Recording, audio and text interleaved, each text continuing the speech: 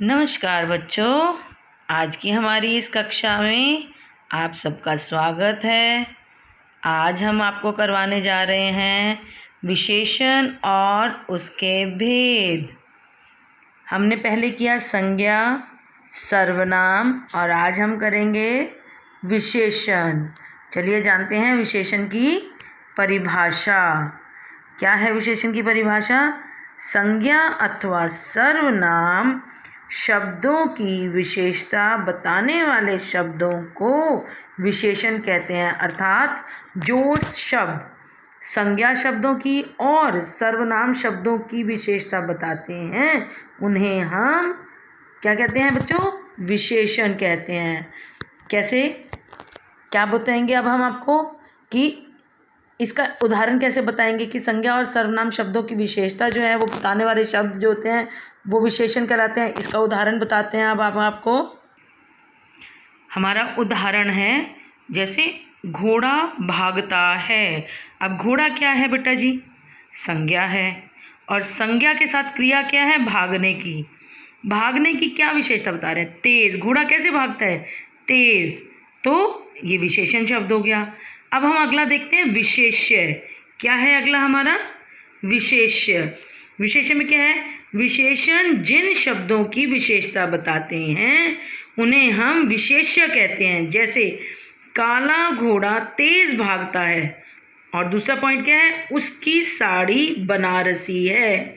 प्रश्न हमारा उठता है कि कैसा घोड़ा तेज भागता है?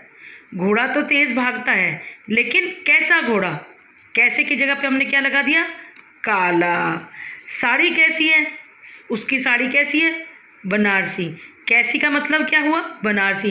तो जब कैसा, कितने, कैसी आदि शब्दों से प्रश्न पूछने पर जो उत्तर मिलता है उसे हम विशेषण कहते हैं।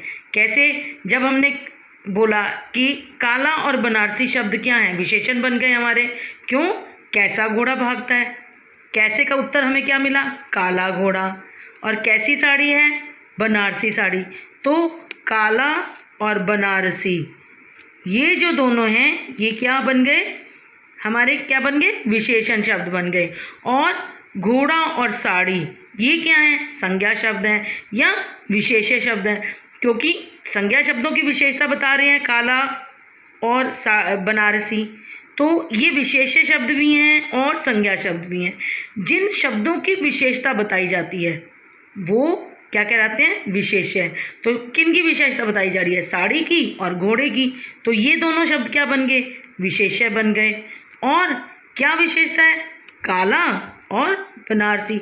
तो ये दोनों क्या बन गए? विशेषण शब्द बन गए। तो जिनकी विशेषता बताई जाती है वो विशेष्य होते हैं और जो विशेषता होती है उसको हम विशेषण कह देते हैं। चलिए अब इतना करने के बाद अब हम जानते हैं विशेषण के भेद। आपको पता है विशेषण के कितने भेद होते हैं बच्चे? विशेषण के कुल 4 भेद होते हैं। आइए इनके बारे में जानते हैं अब हम। देखिए विशेषण के कितने भेद बताए हैं? गुणवाचक विशेषण नंबर 1, नंबर 2 परिमाणवाचक विशेषण। अब परिमाणवाचक विशेषण के भी आगे 2 भेद होते हैं, एक निश्चित परिमाणवाचक और दूसरा अनिश्चित परिमाणवाचक। तीसरा हम देखते हैं संख्यावाचक विशेषण। इसके भी आगे 2 भेद हैं, निश्चित संख्यावाचक और अनिश्चित संख्यावाचक। नंबर 4 पे हमारा है सार्वनामिक विशेषण। चलिए अब हम इनको विस्तार से देखते हैं कि इनकी क्या क्या परिभाषा और कैसे इनके प्रयोग हैं। नंबर पहला है हमारा गुणवाचक विशेषण। जिन विशेषण शब्दों से संज्ञा या सर्वनाम के गुण, दोष, भाव, दशा, आकार, स्वभाव आदि का बोध हो उन्हें गुणवाचक विशेषण कहते हैं। जैसे मधुर, दयालु, चौकोर, स्वस्थ आदि। नंबर 2 के क्या था हमारा? परिमाणवाचक विशेषण। जिन विशेषण शब्दों से किसी वस्तु की मात्रा, क्वांटिटी अथवा उसके नाप तोल का बोध होता है उन्हें हम परिमाणवाचक कहते हैं। परिमाणवाचक में होता है नाप तोल। जब हम किसी चीज़ का माप करते हैं, उसको तौलते हैं, उसकी क्वांटिटी का पता चलता है, तो वो होता है परिमाणवाचक। जैसे 5 किलो चीनी, 2 मीटर कपड़ा, कम तेल, अधिक दूध आदि। अब इसमें भी दो भेद हैं। एक है निश्चित परिमाणवाचक, जिसको हम कैसे करेंगे, जिन विशेषण शब्दों से किसी वस्तु की निश्चित मात्रा अथवा माप तोल का बोध हो, उसे निश्चित परिमाणवाचक विशेषण कहते हैं। जैसे 400 टन लोहा, 2 किलो चीनी, 5 मीटर कपड़ा, 7 मीटर रस्सी, 8 लीटर तेल, 100 ग्राम चीनी आदि। ऐसे ही दूसरा है हमारा अनिश्चित परिमाणवाचक विशेषण। जिन विशेषण शब्दों से किसी वस्तु की अनिश्चित मात्रा अथवा माप तौल का बोध हो, उन्हें अनिश्चित परिमाणवाचक विशेषण कहते हैं। जैसे बहुत मिठाई, कम पानी, थोड़ी सी चाय आदि। अब नंबर 3 देखते हैं हमारा क्या है बेटा जी, संख्यावाचक विशेषण। संख्यावाचक विशेषण में कैसे करेंगे, जिन विशेषण शब्दों से संज्ञा या सर्वनाम की संख्या का बोध हो, उसे संख्यावाचक विशेषण कहते हैं। देखो संख्या, गिनती, काउंटिंग, कैसे 2 व्यक्ति, 50 विद्यार्थी, अनेक लोग, बहुत भीड़ आदि। इसके भी आगे दो भेद हैं। एक निश्चित संख्यावाचक, जिनको हम करेंगे जिन विशेषण शब्दों से संज्ञा या सर्वनाम की निश्चित संख्या का बोध हो, उन्हें निश्चित संख्यावाचक विशेषण कहते हैं। जैसे 1 गेंद, 3 लड़के, 50 मरीज, दूसरा घर आदि। अब दूसरा देखो, अनिश्चित संख्यावाचक विशेषण। जिन विशेषण शब्दों से संज्ञा या सर्वनाम की अनिश्चित संख्या का बोध हो, उन्हें अनिश्चित संख्यावाचक विशेषण कहते हैं। जैसे कुछ किताबें, अनेक तारे, कम लोग, बहुत भीड़।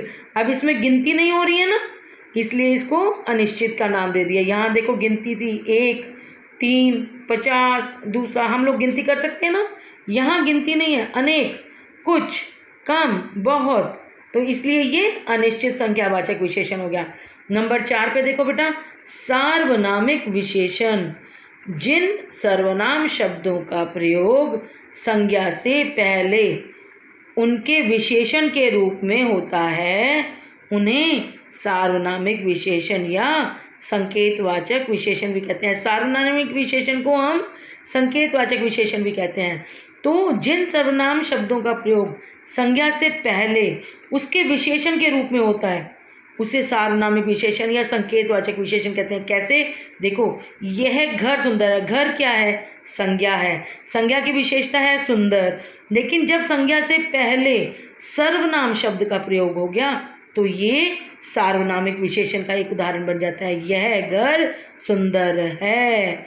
तो बच्चों जी आपको समझ आया कि सर्वनाम का प्रयोग जब हम लोगों ने संज्ञा से पहले किया तो ये सार्वनामिक विशेषण बन जाता है। आज हमने क्या किया था बेटा जी अपनी कक्षा में, विशेषण और उसके भेद क्या किया बेटा जी हमने। अब हम करते हैं कि परिमाणवाचक विशेषण और संख्यावाचक विशेषण में क्या अंतर है। परिमाणवाचक विशेषण क्या होता है, नाप तोल होता है, और संख्यावाचक क्या होता है, गिनती होती है। देखो अब हम देखते हैं परिमाणवाचक विशेषण में।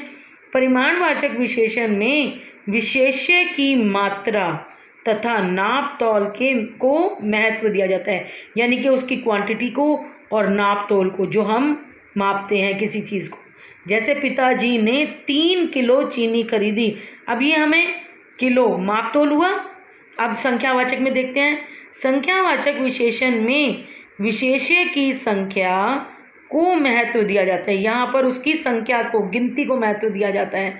पेड़ पर बहुत सारे आम हैं, बहुत सारे क्या है, अनिश्चित तो हैं लेकिन है तो संख्यावाचक के उदाहरण ना, तो यहाँ पर उसकी गिनती को महत्व दिया गया और यहाँ पर उसकी क्वांटिटी को, मात्रा को, नाप तोल को महत्व दिया गया है। आगे हम अगला देखेंगे देखो कौन सा है हमारा, अभी बताते हैं आपको। ये है हमारा बच्चों सर्वनाम और सार्वनामिक विशेषण में अंतर।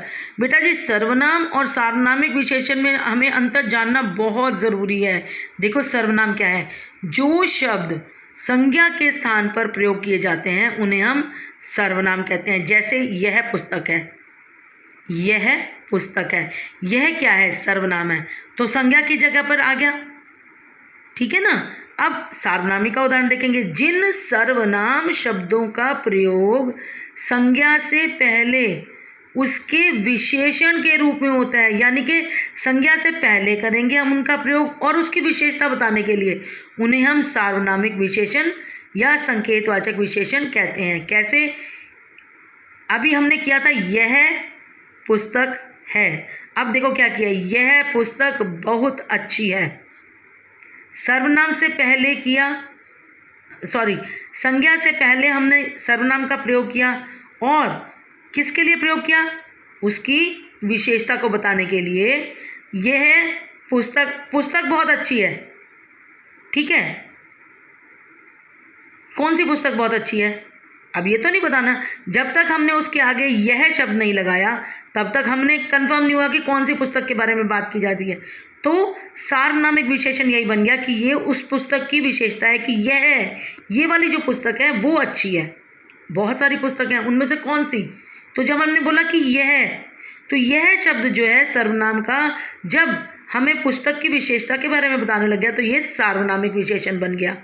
ठीक है बेटा जी, आज हमने जाना विशेषण शब्द क्या होते हैं, विशेषण की परिभाषा, विशेषण के भेद और विशेषण का अलग अलग तरह से प्रयोग। पहला हमने जाना परिमाणवाचक विशेषण और संख्यावाचक में क्या अंतर है, फिर दूसरा जाना सर्वनाम और सार्वनामिक विशेषण में क्या अंतर है। आज की हमारी इस कक्षा में बस इतना ही। आशा है आप सभी बच्चों को ये समझ आ गया होगा। अच्छा बच्चों जी, बाय।